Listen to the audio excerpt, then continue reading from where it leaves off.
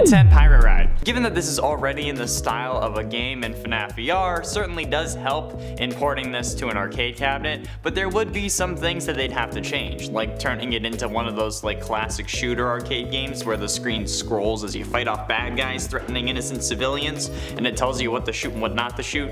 Yeah, that's the kind of arcade game I see this as, except instead of scrolling sideways, it moves forward like the cart does in the ride in FNAF VR. It could just be a simple aim and shoot kind of thing, but maybe they could add some animatronics sneaking in and throwing some cake or pizza at you that you'd have to shoot to block.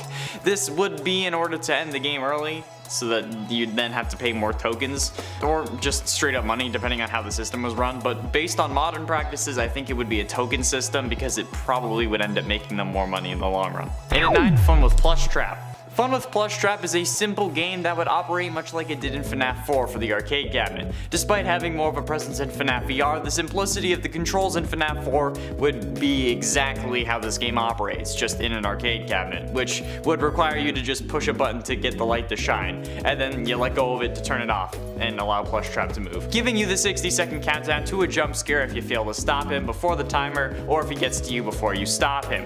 It's a simple game with a simple premise, but it would work incredibly well for an arcade machine, and I think plenty of people would play it. And maybe you could have like multiple levels like Donkey Kong style, with various smaller nightmare animatronics like Fun with Nightmare Balloon Boy, Fetch, Mini Arenas, etc. Assuming that Plush Trap isn't a form of Fetch already. And today, Plush Babies. The 2 Plush Baby minigames where you have to look around for the various somehow animated baby plushes before they get to you is an interesting concept that with some tweaking could work for an arcade cabinet. It would require a joystick as the spotlight following the joystick, you just move it around to move the spotlight, but it's something that I think would work kinda well, but it would have to be done right. I don't know exactly what done right would look like. I'm an ideas guy, okay, I'm not a programmer, but I'm sure that it wouldn't be that difficult to work out, I hope. It wouldn't be as detailed or scary as the main minigame in FNAF VR, but it would still be something that would work decently well. It may not be the most popular game at the arcade, but that's why you have multiple levels including the hard mode one and the DLC one in the pumpkin patch. Plus, that's why it's only number 8, because it would be harder to get done properly. And it's 7, Happiest Day.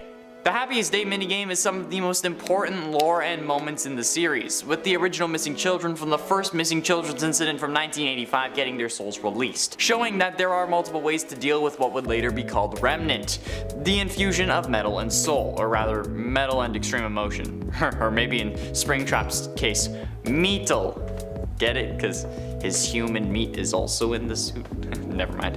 Either way, the Happiest Day minigame is not a simple one-shot minigame. There's some build-up to it. It's like the main story of FNAF 3, so seeing those various minigames and glitches come together into a single arcade cabinet would be a beautiful sight. Almost as beautiful as Glamrock Chica. I mean, as my idea for a real FNAF pizzeria, which you should go totally watch, by the way. It's in one of the corners. I don't know which one anymore. And at 6, Claw Machine.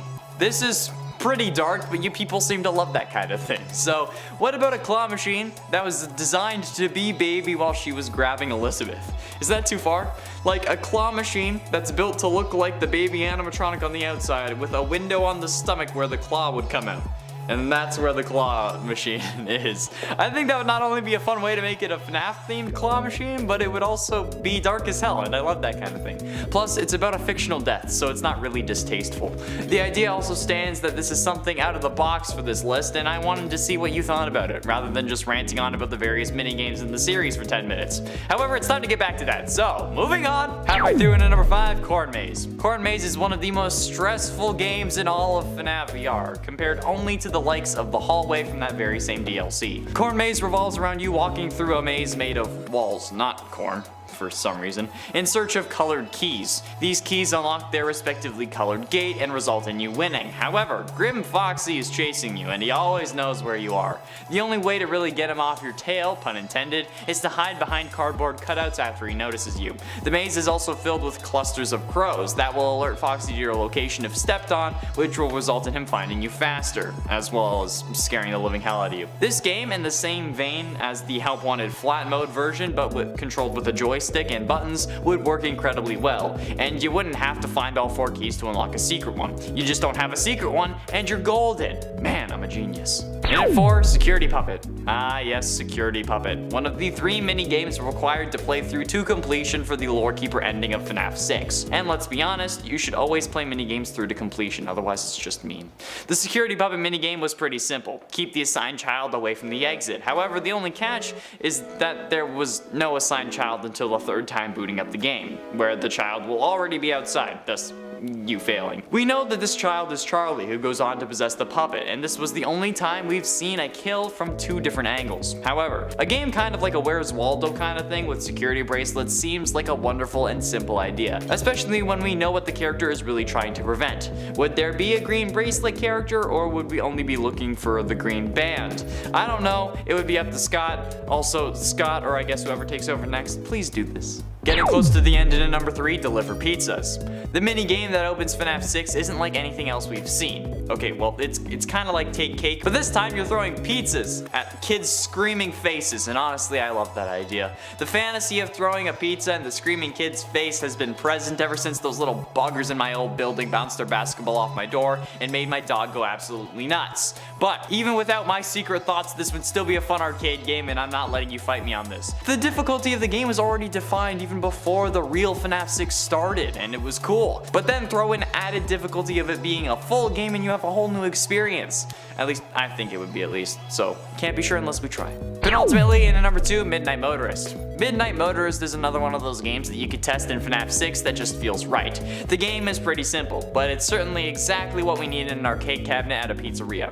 A game for the short attention span of a child. You simply drive around until you run into 3 things, then boom, it's game over. You get tickets based on how far you went, or it's one of those lame ones where you don't get tickets at all because there's no feasible way to calculate that, which would also be kind of understandable. Or you just get 3. You know the ones I'm talking about. Midnight Motorist would make a good arcade game aside from the whole yellow guy mustard man debacle, so cut that part out and you're in the money, baby. Go forth and collect the king's tax of tickets and tokens. And finally, in at number 1, Fruity Maze. Fruity Maze, I think, was the obvious first choice here because while yes, the game does progressively get darker, it doesn't have to.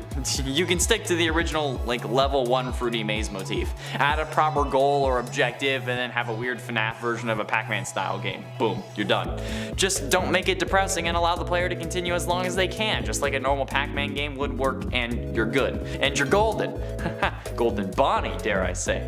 And maybe throw in a certain level where it's like the messed up dog, flowers, and blood kind of thing just to make sure it's authentic, because knowing these comments, you'll all be disappointed and even get mad if these things don't turn into something dark and twisted. I don't know about something like new being added to the series in the real world, but like, I don't know if you'd want that to be twisted and disturbing, like if it was a new arcade game, for example, but something like Fruity Maze, you'd insist on it. So yeah, I know you're all sick, and I love you for it. In at 10, Princess Quest 3. At first glance, the Princess Quest 3 game obviously takes place within a pizzeria. You can tell thanks to the doors and the floor design. It's pretty obvious. However, what I think is quite neat is the fact that this isn't just any random Fazbear location. It's actually the main menu hub from FNAF VR. The prize counter is behind us with the same design, the stage is at the top, and Pirate's Cove is to the left. There's a door on the right, which would be the door that Glitch Trap comes through, and the final door in this room is also the stage, which is where Glitch Trap is standing when he attacks you. And then the final door of this version of Princess Quest is the one that we got sealed behind in Help Wanted's ending. So I think that it's pretty safe to say that this is the Help Wanted main hub. And at 9, Failsafe. The whole reason that Princess Quest is a thing in this game, it was to lock Vanny away and prevent her from regaining control of her body.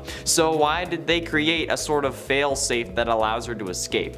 I mean, sure, they didn't expect a kid to come along and figure it out, maybe, but that's like having a self-destruct button on a bomb that you plan to use, and that you also want to make sure that nobody can stop you. It's just stupid. Like, if you want something to work, why would you give it away to fail, you know? This is one of the dumbest things that Afton has done, and it's probably the second dumbest thing overall, the first being kids in his own damn pizzeria. But seriously, what's the point behind having a way to undo your evil plans? If you don't plan on keeping Vanny under your spell for that long, or even alive for that long, couldn't you just like choose to release her? Be like, okay, I'm gonna like let go of this body now. Or why didn't you just like bring Princess Quest 1, 2, and 3 all the way down to Afton's charging station so that nobody else can access it? And then when Afton's done, you'd be like, okay, you're free. And if Vanny won't bring them down because she's still part Vanessa, just have Monty do it. Like seriously, people, why am I the only smart serial killer? And I haven't even killed anyone. And it ain't glitch. Now, there are very few really popular theories about Princess Quest because honestly, it seems fairly cut and dry. But I think I have something that could be an interesting concept. In the first trailers to the actual Security Breach game, we hear Vanny's voice glitch out multiple times, but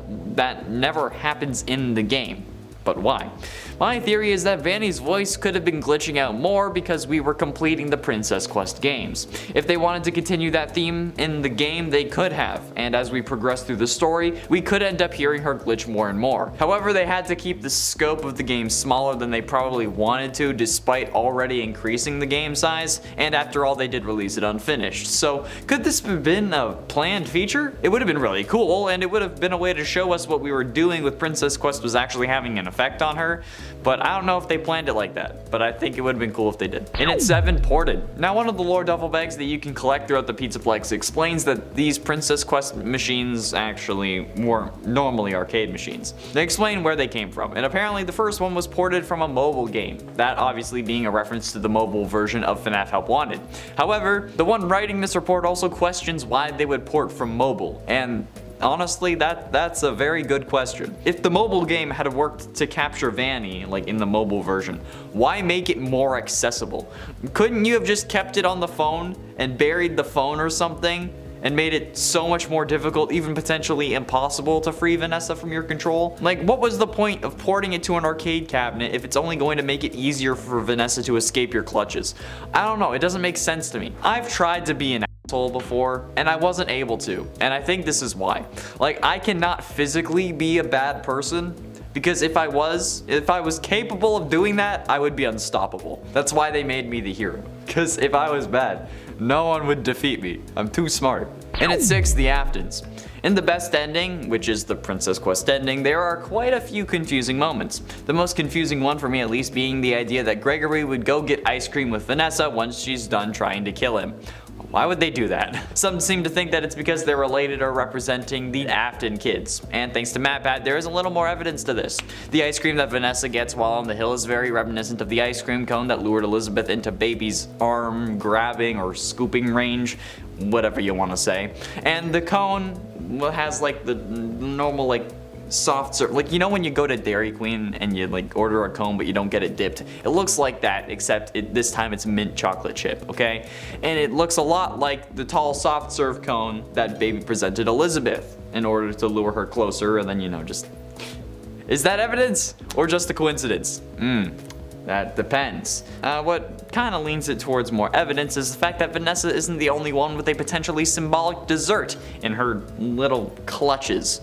And thanks to MatPat for pointing this out, Gregory also has a popsicle, a Freddy popsicle to be exact. You know, like those SpongeBob ones that never look right, but that dude on TikTok was going around until he found one that looked perfect. But this time it's Freddy Fazbear. And the lighting of the sun here makes it look very golden in color, as if it was a reference to a certain yellow bear that could have had something to do with Crying Child's death. And if this was meant to be Crying Child, this could be a good way of indicating that. However, it only gets better, because Gregory has taken a bite out of the head of this popsicle, which could also be a reference to how Crying Child met his unfortunate fate, because, you know. Halfway through into number 5, original mission. The arcade conspiracy gets its name from one of the duffel bags that you can find where we learn that something else seems to be going on here. To quote that note, called The Arcade Conspiracy, exit interview. They are working together, the arcades. They're hiding something. The glitches. Glitch them all at the same time, then the princess will recognize me. She's testing me. I am not yet worthy. The others are protecting it. Let me stay. I'm so close. Just one more night, please. I could save the princess. End quote. Now, it's clear that this is referring to the Princess Quest games because they kept talking about the princess, but it also seems to not be talking about them because we don't have to glitch the Princess Quest games in order to win. We just have to beat them in orders from 1 to 3, and then boom, we save Vanny. So what could this mean? Well, there are 3 other arcade machines that seem to be having mysterious glitches as well, at least according to more lore duffel bags. The Balloon Boy World game that you can find in the theater is glitching, or can glitch. Chica's Feeding Frenzy won't turn off when unplugged, but you can find it in the bakery, or at least you're supposed to. And the Monty Golf arcade that according to its duffel bag shouldn't be in the mini golf area, but is. However, while you can play both Balloon Boy World and the Monty Golf game, Chica's Feeding Frenzy isn't an arcade cabinet. You can only access it using a mod that lets you cheat it from the main menu. So I feel like this was an intentional feature that was left on the cutting room floor, where you might have to beat these 3 games by glitching them out, and then you'd unlock Princess Quest 1 and then have to play through the 3. Also, my lowest score on Monty Golf is 14, and the lowest possible score you can get is 13, so I feel pretty good about that. I spent way too long during my stream doing that. And at 4, 3 stars. There are 6 possible endings in FNAF Security Breach. Each ending is rated between 1 and 3 stars. There is an ending that is considered the canon ending, although interestingly enough, it's not 3 stars. Endings other than the bad ending require extra conditions beyond leaving the Pizzaplex, but there's only one ending that has 3 stars. That ending being the Princess Quest ending. Upon defeating the game within the game, the ending scene will start, where Princess Quest 3 gives an error screen to Gregory. He then leaves Vanny's lair to see that all the bots are decommissioned and Vanny's mask and like little bow tie are on the ground. He exits the Pizzaplex with Freddy's head in a duffel bag, and then Vanessa is also helping him out, which is again weird. The epilogue scene then shows Gregory, Freddy's head, and Vanessa sitting on the same hill as Gregory and Freddy do in the canon ending, which is also very close to the hill that Charlotte's grave is on in FNAF 6's ending, and the 2 are eating ice cream, and then Freddy's just kind of sitting there. But like, this is the only 3-star ending in the game. Why? Like, obviously that makes it have some form of significance, but we have yet to know what it means, officially speaking, because this isn't the canon ending. Getting close to the end, and at number 3, the eyes. Okay, there are plenty of weird things going on with Princess Quest and Security Breach in general, but one of the weirdest things that I wanted to explain personally is the weird eyes that you can see in Princess Quest 3. The eyes appear in the room with all the conveyor belts, however they don't really do anything, they just appear to be a face that you can only see the eye area with. With the irises of these eyes being purple, I think it's safe to say that I believe this is probably William watching Vanessa and making sure she stays locked up. The only way I can really describe this person is that they're white with purple eyes. That's pretty much just William Afton. Oh well, it's most related to William Afton since the only real detail we have, again, are purple eyes watching us from below the floor. So I think it's safe to say that that's most likely William.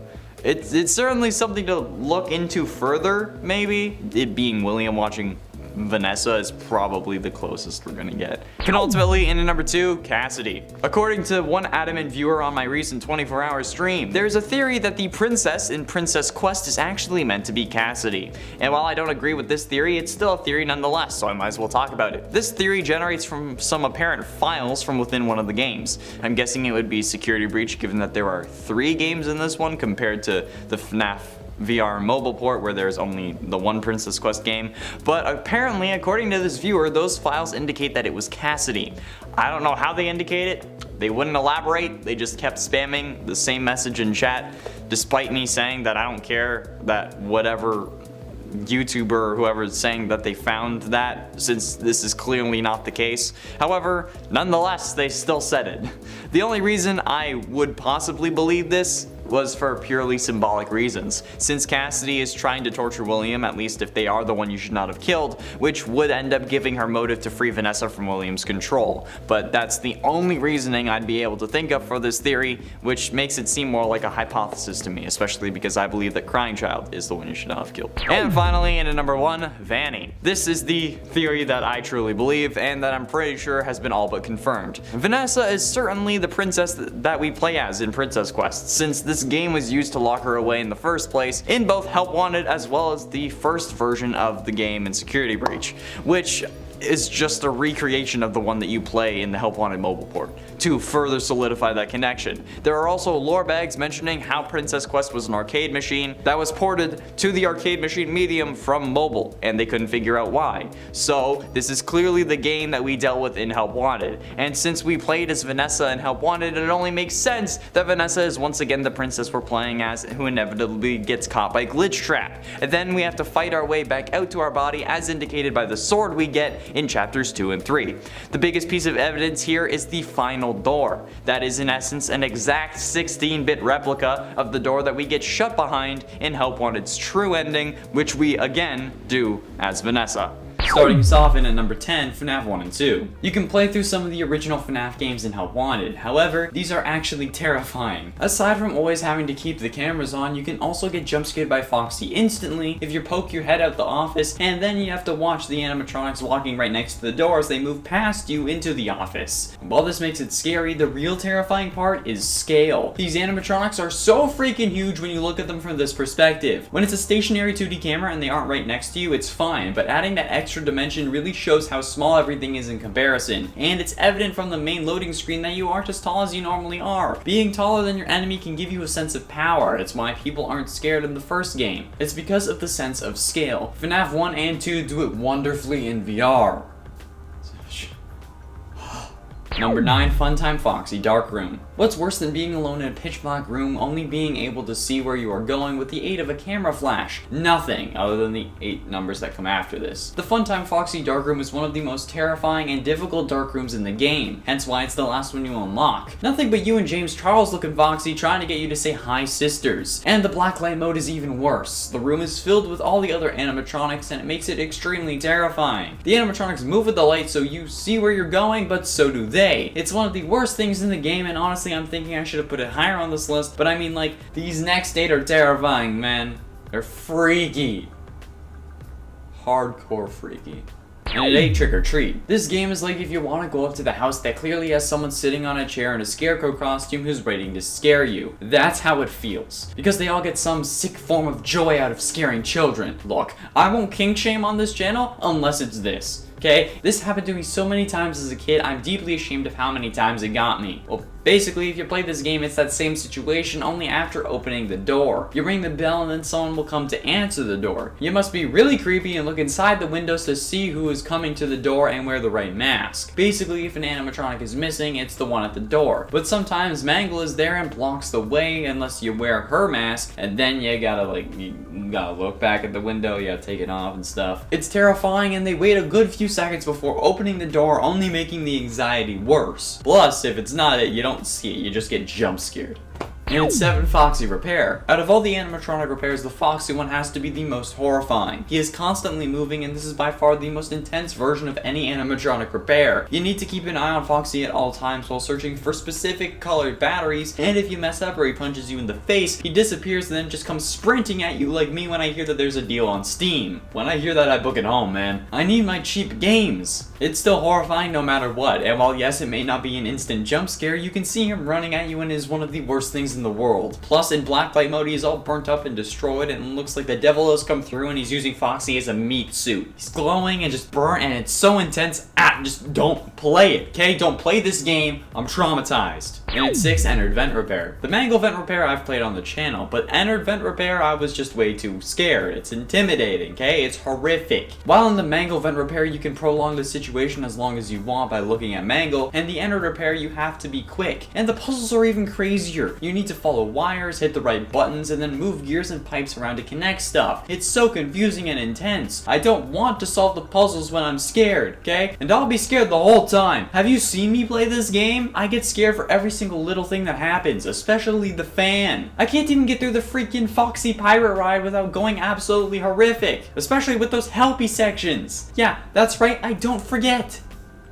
Halfway through at number 5, Fun with Plush Trap. This is probably the most difficult game in the entirety of Help Wanted. You have to actively turn off your flashlight to have them move closer to you. I don't know why this had to happen, but this is one of the most terrifying mini games. Sure, it happens with Nightmare Balloon Boy, but for some reason I just think it's creepier with Plush Trap. He's a small little yellow rabbit with murder in his eyes and claws to do the killing. He is just so creepy. There was a short story written about him in the new FNAF books, and he's just a tiny version of Springtrap who is one of the scariest characters in the game. I don't know why I find him so creepy, but I do. Okay? I do.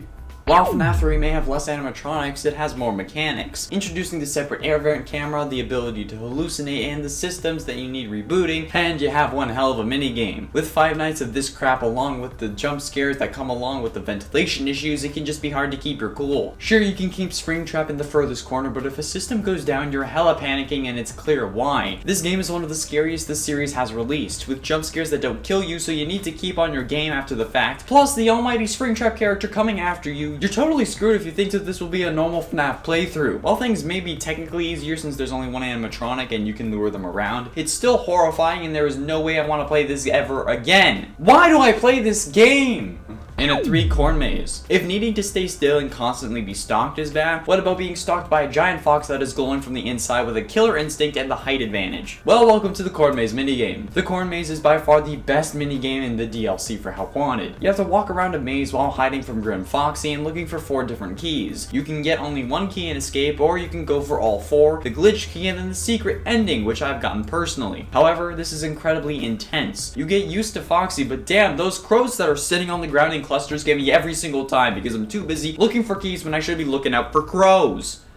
Can you tell that this game and this series in general stresses me out? I get what MapPad is talking about now. Talking about this series so much can be very draining, and there was a few months where all we talked about was FNAF. Also, for anyone wondering, we kept doing that because you all loved those videos and they were incredibly popular and still are. We get more views and likes on the FNAF videos than anything else, and that's why we do them so often. So if you want more of a certain thing, share the video and be sure you hit like if you did like that video. It helps us know what you like and tells us that you want more. The hallway minigame is hands down the scariest minigame in the Curse of Dreadbear DLC. Having nowhere to go but forward towards all the most terrifying animatronics doesn't really help. You need to walk down a hallway where Nightmare Foxy will randomly appear in front of you with the lightning, which will make you need to stop moving. But you can't stop just anywhere because Bonnie and Chica are placed at the doors that go the length of the hallway on their iconic sides, of course. So if you get stuck outside on one of those doors, you're screwed. That kind of sounds easy though, right? Just wait between doors until you see Foxy and know he's not there. Well, guess what? Once you get halfway down the hall, Nightmare Freddy will decide to join the party and start walking up the hall, making sure you can't stay still for too long because he will catch up to you if you do, ending the game. This is just a whole mess, and it's one of the most terrifying things to play. Watching it is hilarious, but playing it is a hard no for me. That's a hard no. Finally, in at number 1, Nightmare Fredbear. The Nightmare animatronics are some of the scariest animatronics in the games, and while most of them get featured in Help Wanted, only Nightmare Fredbear gets his own game. This animatronic is the scariest animatronic in the game to me, especially because the one called Nightmare doesn't make an appearance. Having to deal with watching this towering monster of a Scooby-Doo looking guy running at you in order to eat your flesh is terrifying, and when he walks into the room if you're at the wrong door, holy sweet Lord Jesus. I was watching NVR play this and he literally started singing the Scooby-Doo theme song while trying to calm himself down, but it honestly only made it worse. He should have sung the one we all know, you know, the really catchy one. But what's new, Scooby-Doo? We're coming after you. Please do not copyright me either freaking way. This game is too scary. What's new, Scooby-Doo? Boom! Oh, what have I become? What has this series done to me? And at 10, Marco Polo. Honestly, this is just because it's kind of on my bucket list. I want to play a game of Marco Polo in the ball pit a la Sheldon Cooper and Leonard Hofstadter in Big Bang Theory. When Sheldon broke into like a children's play place at like 3 a.m. to use the balls in the ball pit as like hydrogen atoms to like visualize stuff. It's the same episode as the classic I don't need sleep, I need answers meme, which will honestly be me when Security Breach comes out. That's gonna be interesting. Oh man, I'm gonna recreate that meme a whole bunch. At the end of the episode though, Sheldon is shown running around the ball pit, popping out behind Leonard saying bazinga, and then going back down into the balls before popping his head up again behind him. This is what I want to do in Security Breach. I don't even need a full-on minigame. I just need this to be a like a actual mechanic in the game, and I'll be happy. Like if Chica follows us into the ball pit, like we should have the option to, like, I can't believe I have to say this, but like hide in the balls, which sounds weird, but technically that's what we were all doing before we were born, am I right? Well, I mean half of us anyway. And a 9, hide and seek. Okay, technically this number is cheating because the whole point of this game is basically will be to playing hide and seek with these animatronics, but I mean like something to do in the day part of the game, because like while yes the story picks up at night and that's what we've been seeing in the trailers, we'll need an explanation as to why Gregory didn't leave with his parents and why he's at the place alone. Additionally, it appears like we'll be having a day-night cycle to the game, so we'll need something to do during the day, even if it's only for the first few minutes of the game. So will we find ourselves playing hide and seek with other AI children? And that's why we end up being separated from our parents, because we're playing hide and seek.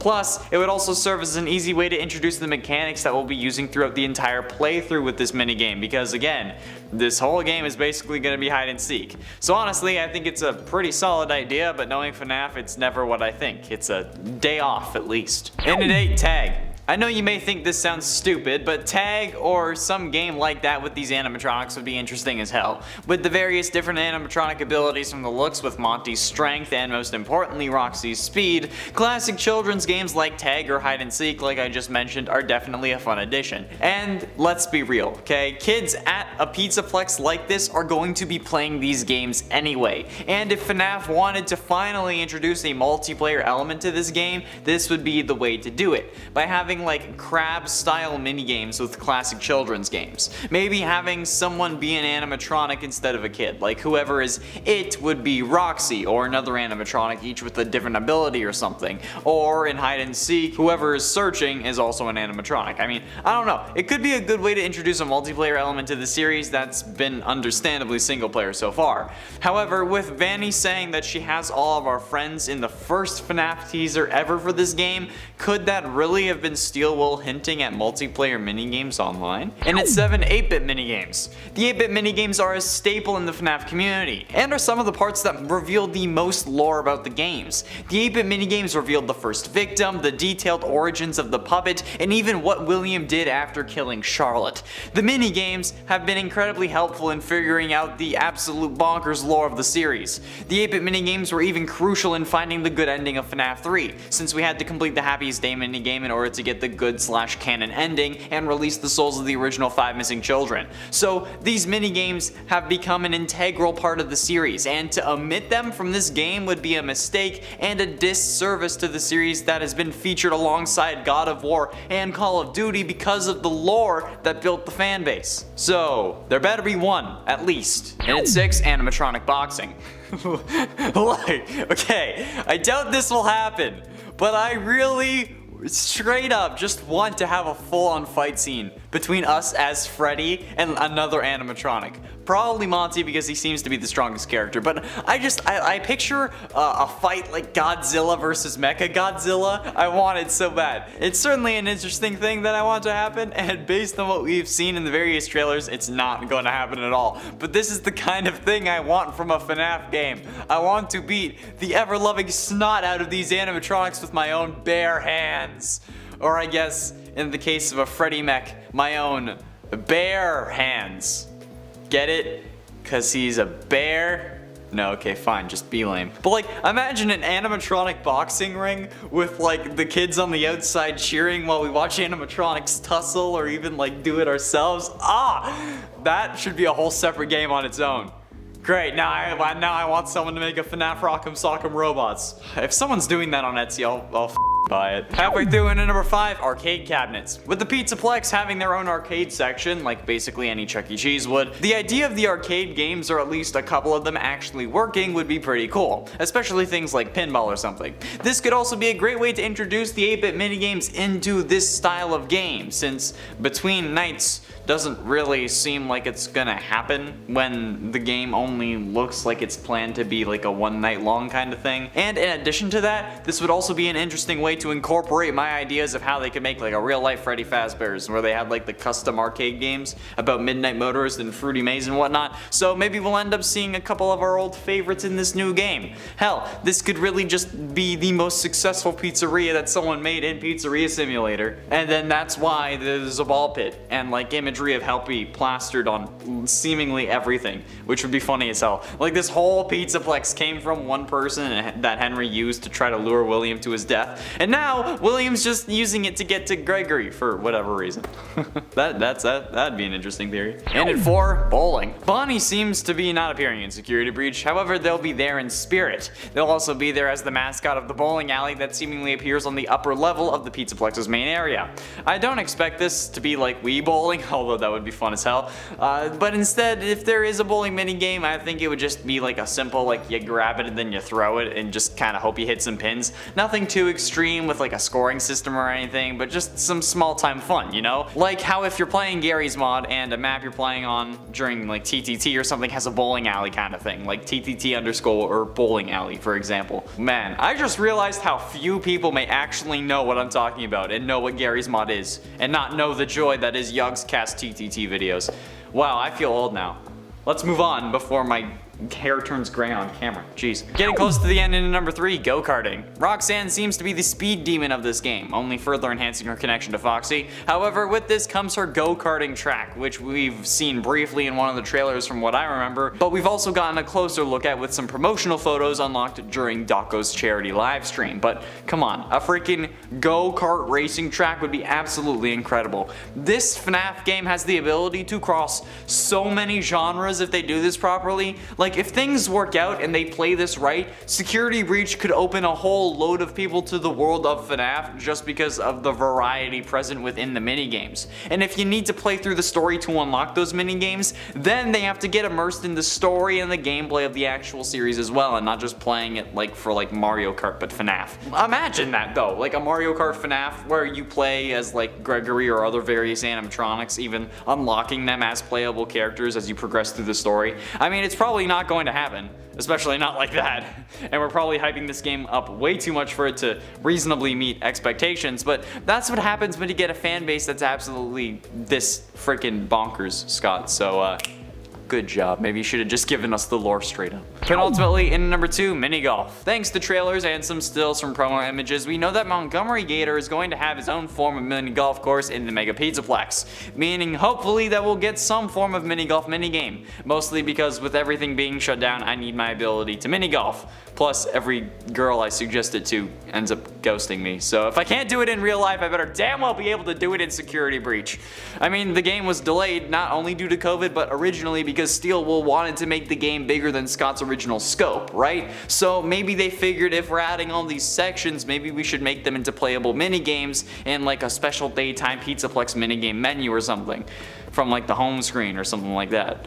I feel like that's an incredibly missed opportunity if it doesn't happen. If this game is going to cost as much as I think it will, given the current retail price of new console games being around $80, this better have hours worth of content and replayability, okay? We better get Golf with Friends FNAF Edition out for this, basically, okay? And if not, Steel Wool and Scott, you can buy that idea off me, okay? Just like DM me on Instagram. Link is in the description. Finally, and at number 1, laser tag. Much like the mini golf, we know there's going to be a section for laser tag inside the Mega Pizzaplex. So, considering how there seems to be a day and night cycle, we better be able to play laser tag during the day or I'm going to be mad. This is like the one thing I want in this game. I don't care if we don't get go-karting or mini-golf or 8-bit mini-games, okay? As long as we can play laser tag, I'm fine with it. Yes, I'm that guy. I love laser tag. I grew up playing it. And if COVID wasn't a thing, I'd be a regular Barney Stinson playing it every other weekend, okay? Laser tag is like my favorite thing. It's fun,